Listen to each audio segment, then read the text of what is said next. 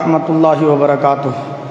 نحمده ونصلی ونسلم علی رسولہ الکریم اما بعد فاعوذ باللہ من الشیطان الرجیم بسم اللہ الرحمن الرحیم ان الذین یؤذون اللہ ورسولہ لعنهم اللہ فی الدنیا وفی الآخرۃ ولہم عذاب مہین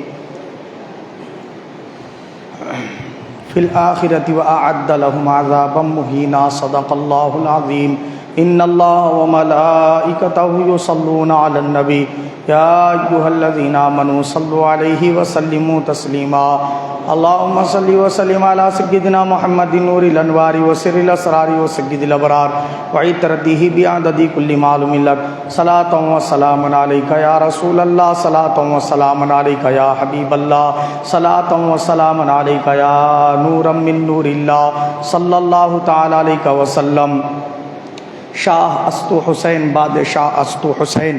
دین است حسین دین پناہ است حسین سرداد نہ داد دست در دست یزید حقا کے بنائے لا الہ است حسین عزیزان ملت اسلامیہ، یہ اللہ رب العزت کا بے پناہ فضل و کرم ہے کہ اس نے ہم تمام کو ہر جمعہ کی طرح آج بھی یہاں جمع ہونے کی سعادت نصیب فرمائی۔ جیسا کہ آپ تمام حضرات جانتے ہیں، ہماری پچھلے جمعہ گفتگو شان اہل بیت اطہار کے بارے میں ہوئی تھی۔ آج جو ہماری گفتگو ہے وہ قاتلان حسین کا انجام کیا ہوا اس ضمن میں ہے۔ تو میں نے قرآن مجید سے سورہ احزاب کی آیت نمبر 57 22 پارے سے تلاوت کی۔ اس آیت کریمہ میں اللہ پاک نے ارشاد فرمایا، بے شک وہ لوگ جو اللہ اس کے رسول صلی اللہ علیہ وسلم کو تکلیف دیتے ہیں، ایذا دیتے ہیں، اللہ تعالیٰ نے دنیا اور آخرت میں انہی کے لیے بھیانک اور خطرناک عذاب تیار کر رکھا ہے۔ کیا فرمایا اللہ پاک نے کہ جو لوگ اللہ اس کے رسول کو ایذا دیتے ہیں، تکلیف دیتے ہیں۔ جب ہم کو کوئی کانٹا چبھتا ہے تو جو تکلیف ہم محسوس کرتے ہیں اس کو بولتے ایذا۔ کوئی اگر ہم کو تانا دیتا ہے تو دل پہ جو کیفیت گزرتی ہے اس کو کہتے ایذا۔ جب کوئی آپ کو مارتا ہے، زخمی کرتا ہے، تب جو درد اور تکلیف ہوتی ہے اس کو کہتے ہیں ایذا۔ اللہ تعالیٰ نے قرآن مجید میں فرمایا کہ جو رسول پاک صلی اللہ علیہ وسلم کو اذیت دیتے ہیں، تکلیف دیتے ہیں، بھلے وہ تکلیف تانا دینے کی ہو، بھلے وہ تکلیف رسول پاک کو جھٹلانے کی ہو، بھلے وہ تکلیف رسول پاک کے رسول ہونے کا انکار کرنے کی ہو، بھلے وہ تکلیف کسی بھی ضمن میں پتھر مار کر ہو یا رسول پاک کی طرف ہاتھ اٹھا کر بددعا دینے کی ہو، نعوذ باللہ من ذالک، یا پھر رسول پاک صلی اللہ علیہ وسلم کو دین کی تبلیغ کرنے سے روکنے کی تکلیف ہو، یا پھر رسول پاک صلی اللہ علیہ وسلم کو مکہ چھوڑ کر مدینہ کی طرف ہجرت کرنے کے لیے مجبور کرنے کی تکلیف ہو، یا پھر جو ہے مدینہ پہنچنے کے بعد مدینے پر چڑھاؤ کرنے کے لیے لشکر تیار کر کے آنے کی تکلیف ہو، کسی بھی ضمن میں رسول پاک صلی اللہ علیہ وسلم کو کسی بھی شخص نے اگر اذیت پہنچائی، تکلیف پہنچائی تو اللہ پاک فرماتا ہے دنیا ہی نہیں آخرت میں بھی ہم نے اس کے لیے خطرناک عذاب تیار کر رکھا ہے۔ فی الدنیا والآخرہ فرمایا، دنیا اور آخرت میں اس کے لیے رسوائی اور اس کے لیے ذلت کا بھیانک عذاب اللہ نے تیار کر رکھا ہے۔ یہ آیت سورہ احزاب کی ہے، آیت نمبر 57 22 پارے سے میں نے تلاوت کی۔ اب ایک حدیث سناتا ہوں کہ رسول پاک صلی اللہ علیہ وسلم کو ابھی جو میں نے بتایا ان تکالیف کے علاوہ بھی اور ایک بات سے تکلیف ہوتی تھی۔ کس بات سے تکلیف ہوتی ہے؟ حدیث پاک ہے۔ یہ جو حدیث سنانے لگا ہوں طبرانی کی حدیث پاک ہے۔ امام طبرانی نے معجم الکبیر میں اس کو روایت کیا، جلد نمبر 3 صفحہ نمبر 50 حدیث نمبر 2655 ہے۔ حدیث پاک میں اللہ کے حبیب فرماتے ہیں، قال رسول اللہ صلی اللہ علیہ وسلم للحسن والحسین من ابغضہما او بغی علیہما ابغضتہ ومن ابغضتہ ابغضہ اللہ ومن ابغضہ اللہ ادخلہ عذاب جہنم ولہ عذاب مقیم۔ کیا فرمایا سرکار نے؟ یہ حضرت سلمان رضی اللہ تعالیٰ عنہ سے روایت ہے کہ رسول اللہ صلی اللہ علیہ وسلم نے فرمایا کہ حسن اور حسین رضی اللہ عنہما کو جس نے دشمنی کی، حسن و حسین رضی اللہ عنہما سے جس نے بغض رکھا، ان سے دشمنی کی، بغاوت کی، تو اس نے مجھے غضبناک کیا، بولے سرکار، اس نے مجھے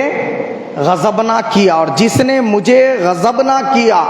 اس نے اللہ کو غضبناک کیا، اور جس نے اللہ کو غضبناک کیا اس کا ٹھکانہ ہمیشہ کا عذاب ہے، بولے سرکار۔ کیا فرمایا؟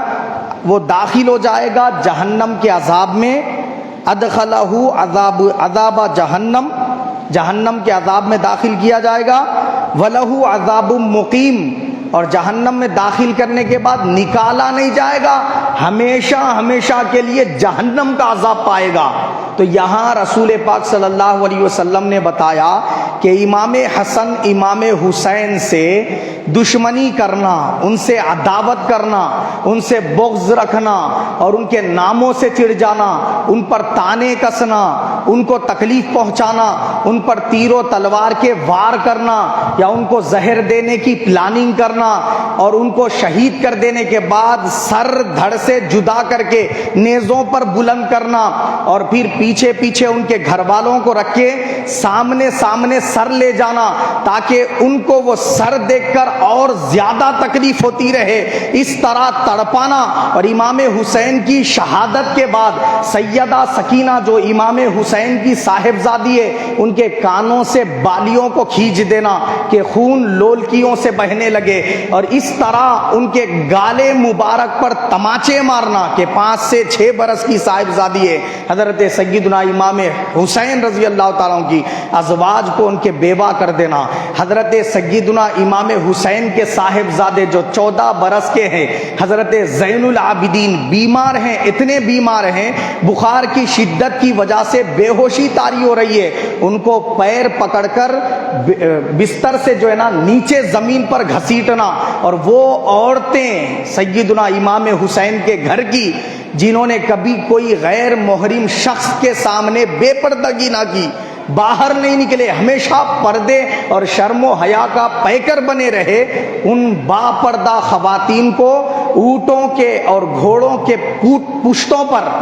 باندھ کر پورے بازاروں میں پھرانا، اور یہ کہنا یہ باغی ہیں، یہ کہنا یہ قیدی ہیں، اور لوگ بھی ان کو دیکھ دیکھ کر خوشیاں منائیں اور دب بجائیں۔ اس طرح کربلا سے شام تک لے جانا، تڑپا تڑپا کر، بھوکے پیاسے رکھتے ہوئے، انہیں بھوک اور پیاس کی شدت سے بھی تڑپانا، اور یہاں تک کہ یزید کے دربار میں پہنچانے سے پہلے عبید اللہ ابن زیاد اس بدبخت کے دربار میں امام حسین کے سر انور کو پیش کرنا، اور اس بدبخت نے کیا کیا؟ اپنی چھڑی سے امام حسین کے ناک مبارک کے 2 نتنوں میں چھڑی داخل کر کے گھمائی، اور اس کے بعد نکالی اور کہا کہ میں نے حسین تمہارے جیسا حسین کسی کو نہیں دیکھا آج تک میری زندگی میں۔ حضرت انس بن مالک صحابی رسول وہاں موجود تھے، انہوں نے کہا بدبخت یہ اپنی چھڑی حسین کے دانت مبارک، لبہائے مبارک سے ہٹا، ان کی ناک مبارک سے ہٹا، میں نے یہاں رسول پاک کو بوسے دیتے ہوئے دیکھا ہے، اپنی چھڑی ہٹا۔ حضرت امام ترمذی رضی اللہ تعالیٰ عنہ، 6 بڑے حدیث کے کتابیں نا، بخاری، مسلم، ترمذی، ابو داؤد، ابن ماجہ، نسائی، یہ 6 بڑے حدیث کے کتابیں ہیں، ان میں سے ترمذی شریف میں حضرت امام ترمذی رحمت اللہ علیہ نے یہ سارے احوال کربلا کے بعد والے نقل فرمائے۔ تو عبید اللہ ابن زیاد بدبخت نے جب یہ کام کیا تو اس کے بعد حضرت امام حسین رضی اللہ عنہ کی شہادت کے 6 سے 7 سال بعد جب اللہ نے انتقام لیا، مختار سخفی نامی شخص کے ہاتھوں انتقام لیا، تو اس طرح انتقام لیا، یہ سارے لوگوں نے جو سر امام حسین اور آپ کے ساتھ شہید ہونے والے لوگوں کے جیسے نیزوں پر بلند کیے تھے، ان کمینوں کے بھی سر کاٹ کر دھڑ سے الگ کیے گئے اور نیزوں پر بلند کیے گئے اور بازاروں میں گھمائے گئے، یہاں تک کہ ابن زیاد، عبید اللہ ابن زیاد اس بدبخت نے جو امام حسین کے ناک مبارک میں چھڑی داخل کی تھی نا، جب اس کا قتل کیا گیا، سر دھڑ سے جدا ہو کے زمین پہ پڑا رہا، تو لوگوں نے دیکھا اور چیخنا شروع کر دیا کہ آ گیا آ گیا آ گیا۔ کیا آ گیا؟ سانپ آ گیا۔ پوری مجلس کے لوگ ہٹ گئے۔ وہ سانپ سیدھا آیا اور اس کے ناک کے نتھنوں میں داخل ہوا اور کچھ دیر اندر گھومتا رہا، ڈستا رہا، اس کے بعد دوسرے ناک کے نتنے سے نکلا، اور بعض روایت میں آیا کہ اس کے گلے کے جو نا حلق کے پاس سے نکلا، پھر غائب ہو گیا، پھر اس کے بعد دوبارہ ظاہر ہوا، پھر ناک کے اندر داخل ہوا، پھر گھوما، پھر ڈسا، پھر اس کے بعد غائب ہو گیا، پھر تیسری مرتبہ داخل ہوا۔ اس کو امام ترمذی رحمۃ اللہ علیہ نے ترمذی شریف میں نقل کیا ہے۔ تو عزیزان محترم، اللہ رب العزت نے اس طرح نبی پاک کو اذیت پہنچانے والے لوگوں کو کیفر کردار تک پہنچایا۔ تو یہ واقعات جب انتقام لینے کے آئے تو 66 ہجری یا 66 ہجری میں اللہ پاک نے یہ انتقام والے اعمال جو ہے نا کیا ہے، اس کے اسباب اور اس کے کیا ہے ذرائع پیدا فرمائے۔ حضرت سیدنا امام حسین رضی اللہ عنہ کی شہادت کب ہوئی؟ 60 ہجری میں ہوئی، 60 ہجری۔ اس وقت امام حسین رضی اللہ تعالیٰ عنہ کی عمر مبارک 56 برس تھی، 55 سے 56 برس۔ 66 ہجری میں آپ رضی اللہ تعالیٰ عنہ کی شہادت ہوئی، اور 61 ہجری میں شہادت کے بعد جب یزید کے دربار میں ملک شام میں تھا وہ، تو بہت سارے بدبخت کہتے ہیں آج بھی جن کا تعلق یزید سے ہے، یزید کی محبت دلوں میں لیے پھرتے ہیں، وہ بدبخت کہتے ہیں کہ یزید تو میدان کربلا میں گیا ہی نہیں تھا، ملک شام میں تھا، اس نے تو امام حسین کا یعنی شہید ہی نہیں کیا، آپ کو قتل ہی نہیں کیا، تو پھر اس کو کیوں مجرم ٹھہرایا جائے؟ بعض لوگ اس کے سپورٹر آج بھی پیدا ہوئے ہیں۔ تو یہ آج کے یزیدی ہیں، وہ کل کے یزیدی تھے۔ تو یہ کہتے ہیں،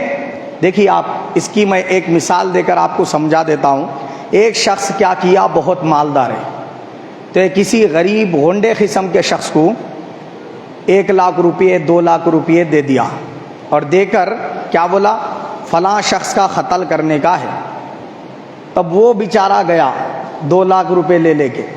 کس کا قتل کرنے گیا؟ جس کو انہیں بتایا۔ تب جا کے انہیں قتل کر دیا۔ قتل یہ امیر آدمی نہیں کرا، قتل پیسے دے کے کروایا۔ تب قاتل کون ہے؟ وہ جو غریب آدمی 2 لاکھ روپے لے کے جا کے قتل کرا، انہیں اصل قاتل ہے، یا یہ گھر میں بیٹھ کے پیسے کھلا کے قتل کروانے والا قاتل ہے؟ بولیے نا ذرا بابا سے بلند۔ گھر میں بیٹھ کے جو پیسے کھلا کے قتل کروا رہا، انہیں اصل قاتل ہے نا۔ اگر انہیں پیسے نہیں کھلاتا تو اس کی جرت ہو سکتی تھی قتل کرنے کی؟ نہیں ہو سکتی تھی۔ ابن زیاد، عبید اللہ ابن زیاد بدبخت کو اور شمر لعین کو پیسوں کا اور زمینات کا لالچ دینے والا یزید تھا۔ اس نے کہا کہ حسین اس ہستی کا نام ہے، اگر وہ ظاہری حیات میں رہے گا تو پھر میں میری غنڈہ گردی نہیں کر سکوں گا، میں میری عیاشی نہیں کر سکوں گا، میں میرے راج کے مزے نہیں لے سکوں گا۔ حسین کو شہید ہونا ضروری ہے، مجھ سے ہاتھ ملانا ضروری ہے۔ اور امام حسین کی ضد تھی کہ ہاتھ نہیں دوں گا، سر بھلا دینے پڑے، سر اگر دینے پڑے دے دوں گا، مگر ہاتھ تیرے ہاتھ میں نہیں ملاؤں گا۔ میں میرے آنکھوں سے میرے نانا جان کے دین کی جڑیں کٹتی ہوئی نہیں دیکھ سکتا۔ یہ امام حسین کی ضد تھی، یہ یزید کی ضد تھی۔ جب امام حسین نہیں مانے تو بدبخت عبید اللہ ابن زیاد نے اور شمر لعین نے حضرت سیدنا امام حسین اور سارے شہدائے کربلا کے شہید ہی نہیں کیے ان کو، بلکہ ان کے جسم سے سروں کو الگ کر دیا، حتیٰ کہ جو علی اصغر امام حسین کے چھوٹے شہزادے 6 مہینے کے، بعض روایتوں میں آتا ہے 3 مہینے کے، ان کا بھی سر مبارک کاٹا گیا، نیزے پہ بلند کیا گیا، اور وہ سارے سر آگے آگے لے جائے جا رہے۔ پیچھے حضرت امام حسین کی بہو بیٹیاں اور آپ کی ازواج، یہ سب کیا ہے، باندھی ہوئی ہے، باندھ دی گئی ہیں اونٹوں کے پیٹوں پر، گھوڑوں کے پیٹوں پر، اور اس طرح لے جائے گئے، ملک شام تک لے جائے گئے وہ سر۔ ذرا سوچئے آپ کیا گزری ہوگی ان اہل بیت کے گھر والوں پر۔ جب وہاں پر پہنچے یزید کے دربار میں تو کوئی بدبخت کھڑا ہو کے کہتا ہے کہ یہ بی بی سکینہ جو امام حسین کی صاحبزادی ہیں، ان کو میں میری باندی بنا دینا چاہتا ہوں۔ اور یزید اس سے کہتا ہے جا میری اجازت ہے۔ بتائیے یہ اگر امام حسین کی شہادت نہیں چاہتا تھا تو یہ کیا ہے؟ اسے خوشی منانا جو ہے نا زیبا دے سکتا ہے؟ جو دل سے یہ نہ چاہے وہ ابن زیاد کو زمینات تحفے اور انعامات میں دے گا، وہ شمر لعین کو انعامات دے گا، تو اس کا ان کو انعامات سے نوازنا، قیدی نہ بنانا، اور امام حسین رضی اللہ عنہ کے گھر والوں کو قیدیوں کی طرح برتاؤ کرنا، یہ اس بات کی دلیل دے رہا ہے کہ یزید یہ تمام چیزیں چاہتا تھا، اور یہ ڈر بھی تھا اس کو کہ اب امام حسین کو شہید تو کر دیا ہے، کہیں پبلک میرے خلاف نہ ہو جائے، اہل بیت سے محبت کرنے والے بہت سارے ہیں، کہیں میرے خلاف نہ ہو جائیں، اس کے لیے کچھ امام حسین کی تائید میں جملے بھی بولا، اس کو دلیل بنا کے لوگ اس کی تائید کرتے ہیں، مگر یہ غلط ہے۔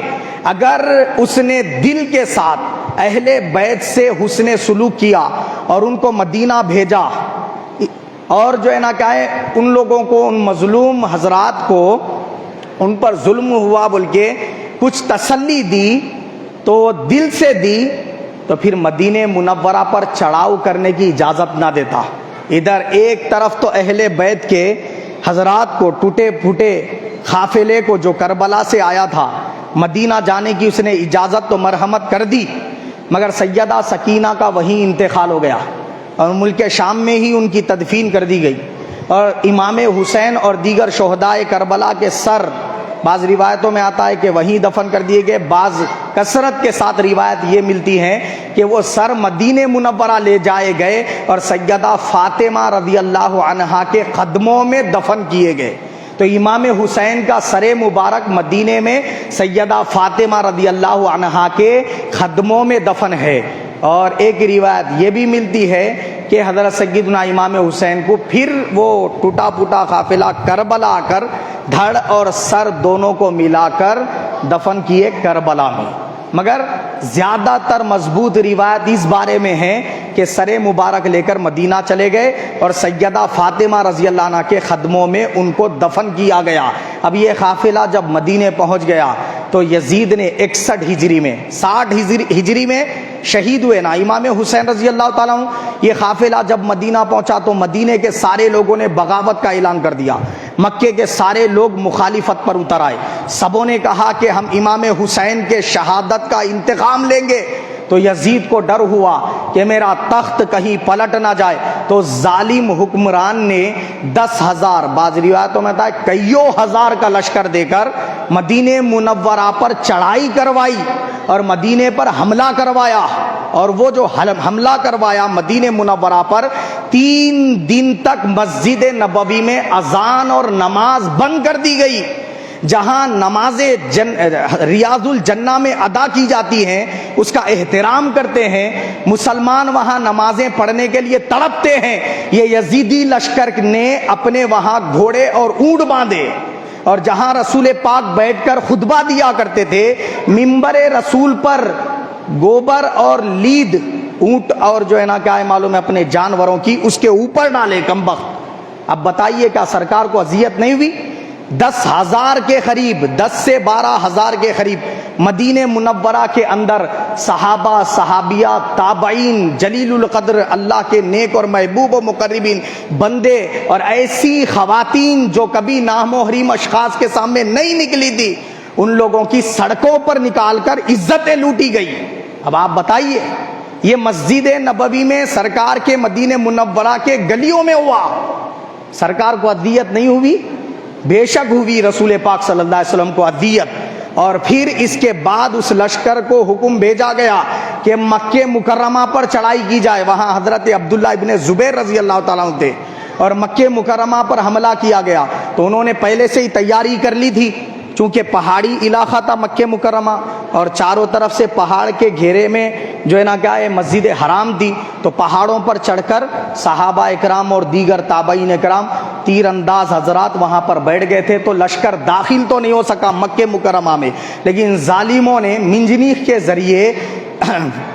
بڑے بڑے چٹانوں کو اندر پھینکا، جیسے غلیر سے پھینکتے نا، ویسے منجنیق ایک آلہ ہوتا تھا، اس کے ذریعے کیا کیے، بڑے بڑے چٹان کھینچ کھینچ کر شہر کے اندر پھینکے گئے، اور آگ جلا کر آگ کے گولے تیار کیے گئے، مٹی کا تیل وغیرہ ڈال کر وہ آگ کے گولے جو ہے نا مسجد حرام کے اوپر گرے تو مسجد حرام کے مینار ٹوٹ گئے، کعبۃ اللہ کی دیواریں منہدم ہو گئی، کعبۃ اللہ کے چھت پر حضرت اسماعیل علیہ السلام کو ذبح کرتے وقت آپ کی جگہ پہ جو جنت سے لایا ہوا دمبا ذبح کیا گیا اس کے سینگ جل کر خاک ہو گئے، وہ تبرکات جل گئے اور کعبے کا غلاف جل گیا۔ ادھر کعبۃ اللہ کا غلاف جل رہا تھا اور ادھر یزید بستر مرگ پر تڑپ تڑپ کر پیشاب اور پاخانہ پیٹ میں رک کر اس طریقے سے کیا ہے اس ظالم کی ہلاکت ہوئی۔ اور مختار سخفی جو حضرت سیدنا امام حسن رضی اللہ تعالیٰ عنہ کا ایک دور میں غلام ہوا کرتا تھا، اس نے کیا کیا، پھر اہل بیت کے چاہنے والوں کو، رسول پاک سے محبت کرنے والوں کو جمع کر کے ایک لشکر جرار تیار کیا اور پھر وہ حملہ آور ہوا 66 ہجری میں، 66 ہجری یا 67 ہجری میں، وہاں حملہ آور ہو کر اس نے تمام جو ہے نا کیا ہے امام حسین کی شہادت میں حصہ لینے والے تمام بدبختوں کو کیفر کردار تک پہنچایا اور ہر ایک کے بارے میں معلوم کیا کہ کس نے کیسے کس کے اوپر حملہ کیا، اس کو اسی طریقے سے بے دردی کے ساتھ قتل کروایا گیا۔ کسی کے ہاتھ دونوں کے دونوں کاٹ دیے گئے، پیر کاٹ دیے گئے اور زمین میں گاڑ کر کتے چھوڑ دیے گئے جنگلی۔ اس طریقے سے کیا ہے معلوم ہے انتقام لیا گیا اور سروں کو دھڑ سے جدا کر کے اہل بیت کے جو امام، حضرت امام زین العابدین، حضرت محمد بن حنفیہ، عبداللہ ابن عباس رضی اللہ علیہ مجمعین، ان حضرات کے پاس کیا ہے وہ سروں کو بھیجا گیا تاکہ دیکھیں انتقام لے لیا گیا ہے امام حسین رضی اللہ تعالیٰ کی شہادت کا، اس طریقے سے انتقام لیا گیا۔ ترمذی شریف میں حدیث پاک ہے، حضرت عبداللہ ابن عباس فرماتے ہیں کہ امام حسین کی شہادت کے کچھ دنوں بعد میں نے رسول پاک صلی اللہ علیہ وسلم کو خواب میں دیکھا، حضور کے بال مبارک بکھرے ہوئے تھے، گرد حضور کے سر مبارک پر دی، چہرے پر گرد کے آثار تھے اور سرکار کے پورے کپڑے لباس مبارک سب کیا ہے گرد میں کیا ہے دھول میں کیا ہے بھرے ہوئے تھے اور آقا علیہ الصلوۃ والسلام کے ہاتھ مبارک میں ایک کانچ کی بوتل تھی اور اس کے اندر خون رسول پاک نے جمع کیا ہوا تھا اور اس حالت میں نے سرکار کو دیکھا۔ کون فرما رہی ہے؟ حضرت عبداللہ ابن عباس رضی اللہ عنہ۔ میں نے سرکار کو دیکھا تو میں نے دریافت کیا، یا رسول اللہ آپ ایسے جو ہے نا لگتے ہیں جیسے کہیں طویل سفر کر کے آئے ہوئے ہیں اور آقا آپ کے ہاتھ میں یہ کیا ہے اور آپ اتنے پریشان کیوں لگ رہے ہیں؟ تو رسول پاک صلی اللہ علیہ وسلم نے فرمایا امام حسین رضی اللہ تعالیٰ عنہ 10 محرم الحرام کو شہید کیے گئے، اس دن سے کربلا میں حسین کی اور حسین کے ساتھ شہید ہونے والے لوگوں کی خون کو جمع کر رہا ہوں اس بوتل کے اندر تاکہ قیامت کے دن اللہ تعالیٰ کے حضور یہ پیش کر کے اللہ تعالیٰ سے عدل مانگوں۔ رسول پاک صلی اللہ علیہ وسلم نے یہ فرمایا۔ تو اس حدیث پاک کو امام ترمذی نے ترمذی شریف میں نقل فرمایا۔ تو اب آپ بتائیے رسول پاک بھی میدان کربلا میں موجود تھے، اپنے آنکھوں سے یہ سب کچھ دیکھ رہے تھے، تو رسول پاک کے دل پر کیا گزری ہوگی، کیا اذیت ہوئی ہوگی، جبکہ سرکار نے فرمایا حدیث پاک میں الحسین منی وانا من الحسین، حسین تو مجھ سے ہے اور میں تجھ سے ہوں۔ تو مجھ سے ہے یہ بات تو سمجھ میں آتی ہے، میں تجھ سے ہوں کا کیا مطلب؟ اے حسین میری سنت اگر باقی رہے گی تو وہ تیری وجہ سے باقی رہے گی، میری امت پر اگر کسی کا بڑا احسان ہوگا تو وہ حسین تیری وجہ سے ہوگا، اگر تو اپنی قربانی نہ دے گا تو دین اسلام اتنا سر بلند نہیں ہوگا، تیرے قربانی کی وجہ سے، تیرے صبر کی وجہ سے، تیری نماز کی وجہ سے نماز باقی رہے گی، میری امت میں صبر باقی رہے گا، میری امت میں محبت خدا محبت رسول باقی رہے گی، اطاعت خدا اطاعت رسول باقی رہے گی، یہ سب کچھ تیرے کیا ہے قربانیوں پر ڈیپینڈ ہے۔ اس لیے آقا نے فرمایا حسین تو مجھ سے ہے اور میں تجھ سے ہوں، یعنی میں نے جو دین کی تبلیغ کر کے اسلام کے درخت کو کیا کیا ہے بڑھایا ہے نا، اس اسلام کے درخت کا پانی جس سے وہ سیراب ہو کر اور پھلے پھولے، وہ درخت کی کیا ہے معلوم ہے جڑیں، اور وہ درخت کے لیے پانی تیری ذات ہے، فرما رہے ہیں رسول پاک صلی اللہ علیہ وسلم۔ تو عزیزان ملت اسلامیہ، اللہ نے کیا فرمایا؟ ان الذین یؤذون اللہ ورسولہ، بے شک جو لوگ اللہ اس کے رسول کو ایذا دیتے ہیں، ایذا تو جسم والے کو ہوتی، جو جسم سے ہی پاک ہو اس کو نہیں ہوتی، مگر اللہ پاک کیا فرما رہا، میں جسم والا تو نہیں ہوں، مجھے تو تیر تلوار نہیں چلا سکتے، میرے اوپر پتھر نہیں مار سکتے، مجھے تانے نہیں کر سکتے، تم انسانوں کی طرح مجھے تکلیف نہیں ہوتی، میں اس سے پاک اور منزہ ہوں، مگر یہ اعلان میرا قرآن کے ذریعے سن لو، جو میرے مصطفیٰ کو اذیت دے، میرے مصطفیٰ پر تانے کسے، میرے مصطفیٰ کا انکار کرے، میرے محمد مصطفیٰ کے قرآن کا انکار کرے، میرے حبیب صلی اللہ علیہ وسلم کے لیے تیر و تلوار چلائے اور ان پر پتھر مارے، ان کو ہجرت کرنے پہ مجبور کرے، اور جو میرے حبیب کا محبوب ہو اس کو ستائے، جو میرے حبیب کا حسین ہو جس نے میرے محبوب کے کاندھوں پر سواری کی ہے اس کو اذیت دے اور اسے ستائے، مارے، تکلیفیں پہنچائے، تو پھر اللہ پاک فرماتا ہے ان الذین یؤذون اللہ ورسولہ لعنہم اللہ فی الدنیا والآخرہ، کہ دنیا اور آخرت میں اللہ کی اس پر لعنت ہے، اور قیامت تک کے لیے دنیا میں اس کے لیے عذاب، پھر آخرت میں جب آئے گا اس کے لیے ہمیشہ کا عذاب ہے۔ اسی آیت کو دلیل بنا کر حضرت سیدنا امام احمد بن حنبل رحمۃ اللہ علیہ، چاروں اماموں میں سے ایک امام ہے، آپ نے فرمایا کہ یزید کافر ہے اس آیت شریفہ کے تحت، کیونکہ کافروں کے لیے ہمیشہ کا عذاب ہے، اور اس نے رسول پاک کو ایسی اذیت پہنچائی کہ جو نہ رسول پاک کے زمانے میں کسی نے پہنچانے کی جرت کی، نہ قیامت تک یزید کے علاوہ کوئی جرت کر سکتا ہے، ایسی جرت یزید نے کی ہے۔ اور ایسا ہی ہوا، جب وہ بدبخت مر گیا تو اس کی جو ہے نا کیا ہے، میت کو جہاں دفن کیا گیا وہاں شیشے کا کارخانہ بنایا گیا، اور عین اس کی خبر پہ ہی سیسا پگھلانے کی بھٹی بنائی گئی، تو اندر سے اللہ کا عذاب، اوپر سے اللہ کے بندوں نے کیا ہے مسلسل عذاب کی لہر اس کے قبر پر رکھ دی۔ یہ سلسلہ ایک طویل عرصے تک چلتا رہا، یہ سب انتقام تھا امام حسین رضی اللہ تعالیٰ عنہ کی شہادت کا۔ یزید تخت پر بیٹھ کے اور سپاہیوں کو پا کر، سلطنت کا کیا ہے روب دبدبہ حاصل کر کے، دولت اور خزانے پا کر بھی لوگوں کے دل میں اپنی اتنی محبت پیدا نہیں کر سکا جتنی سیدنا امام حسین نے اپنا سارا کا سارا گھر اللہ کی رضا کے لیے لٹا کر حاصل کیا۔ جو عزت اور جو شان اللہ نے آپ کو شہادت سے پہلے عطا فرمائی تھی نا، شہادت کے بعد اور مزید اضافے کے ساتھ عطا فرمائی، آپ ہمیشہ کے لیے سر بلند کر دیے گئے۔ اور امام حسین رضی اللہ عنہ کی جنگ کس کے لیے تھی؟ ہم سمجھتے ہیں خالی یزید ایک فرد کے لیے تھی، نہیں، یہ ہمارا مغالطہ ہے۔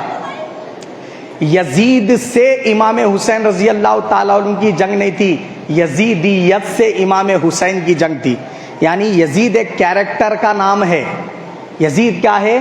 ایک برے صفات رکھنے والی شخصیت کا نام ہے، تو وہ جو صفات اس کے اندر تھے نا، اس سے امام حسین کی جنگیں، تو قیامت تک جس کے اندر وہ صفات ہوں گے امام حسین کا وہ دشمن ہے اور وہ پکا یزیدی ہے، اگرچہ کہ وہ امام حسین کی محبت کا نعرہ لینے والا ہو، امام حسین کا نام اپنے زبان سے لینے والا ہو، تب بھی وہ کس میں شامل ہے؟ یزیدیوں میں شامل ہے۔ یزید کیا تھا؟ وہ اپنے بھائیوں اور بہنوں کے نکاح کو جائز سمجھتا تھا، بہنوں سے شادی کرنے کو جائز سمجھتا تھا، علل اعلان نمازوں کو ترک کرنے والا تھا، کھلم کھلا شراب پینے والا تھا، کوٹھے لگانے کا نظام جاری کرنے والا تھا، اور ہر قسم کی غنڈہ گردی اور عیاشی اس کے دور میں عام ہو چکی تھی، گناہ کرنے کو معمولی سمجھتا تھا، کبیرہ گناہ اس کے دور میں دیکھے گئے، امانت میں خیانت، وعدہ خلافی کرنا، کثرت کے ساتھ جھوٹ بولنا، اور کیا ہے مظلوم اشخاص کے اوپر، شریف لوگوں کے اوپر ظلم بربریت کر کے ان کے مکانات پہ قبضے کر لینا، زمینات پہ قبضے کر لینا، یہ سب بدماشیاں اس کے دور میں چلی۔ اور مرغوں کو لڑانے کا جو ہے نا کیا ہے کھیل اسی نے کیا کیا جاری کیا، مرغوں کو لڑاتا اور اس پر کیا کرتا پیسے لگا کر جوے کھیلتا، اور بندروں کو لڑاتا، اس پہ کیا ہے معلوم ہے وہ کھیل دیکھ کر پیسے لگا کر اس طریقے سے جوے کھیلتا۔ تو یہ تمام اس کے کیا تھے؟ اوصاف تھے۔ تو اب جو کوئی یہ کیریکٹر والا ہے، جو کوئی ایسے اوصاف والا ہے، وہ تمام کے تمام اشخاص کس کے ساتھ رہنے والے، کس کا ساتھ دینے والے؟ یزید کا۔ اور امام حسین کی جنگ یہ تمام کیریکٹر اور کردار والوں سے ہے، خالی ایک تنے تنہا اس یزید سے نہیں، قیامت تک جو بھی ایسے کردار والا ہوگا ہر وہ شخص یزید ہی ہے۔ اور امام حسین رضی اللہ تعالیٰ عنہ نے میدان کربلا میں ان یزیدیوں سے مقابلہ کر کے امت مسلمہ کو یہ درس دیا کہ ایسے اوصاف جیسے یزید کے اندر ہے اپنے اندر پیدا ہونے مت دو، ورنہ تم کبھی اللہ رسول کے محبوب نہیں ہو سکتے۔ جو کردار میرا ہے، جیسے اخلاق میرے ہے، ویسے پورے نہ صحیح تھوڑے تو اپنے اندر پیدا کرنے کی کوشش کرو۔ اگر میری طرح خون میں نہا کے بھی نماز نہیں پڑھ سکتے تو کم از کم ویسی تو تمہارے اوپر کبھی حالت آئے گی نہیں جیسی کربلا میں امام حسین پر طاری ہوئی۔ مگر زندگی میں کبھی نماز کو اپنے ہاتھ سے، اپنے جو ہے نا کیا اعمال سے ختم مت کرنا، چھوٹنے مت دینا، خضا ہونے مت دینا، ہمیشہ کیا ہے پابندی کرنے کی کوشش کرنا۔ بشری تقاضا ہے، کبھی کبھی کیا ہوتا ہے آدمی نہیں چاہتا خضا کرنا مگر خضا ہو جاتی ہے، تو اس صورت میں خضا ہی صحیح مگر نماز کو مت چھوڑنا۔ یہ امام حسین رضی اللہ تعالیٰ نے درس دیا۔ اللہ پاک ہم سب کو حق قبول کرنے، اس پر عمل کرنے کی توفیق عطا فرمائے، ہم سب کا خاتمہ بالخیر فرمائے، آمین ثم آمین وما علینا الا